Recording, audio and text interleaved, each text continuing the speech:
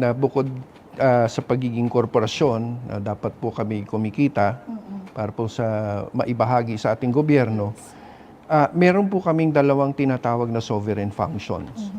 Number one, ito po yung franking privilege na tinatawag, na kung saan na nakasaad sa batas na ang post office ay magbibigay ng postal service sa mga iba't ibang ahensya ng gobyerno. So ito po ay libre. And then, of course, we're using our resources, our manpower, utilizing our infrastructure to perform this franking privilege. At yung isa ay yung tinatawag naming Universal Service Obligation.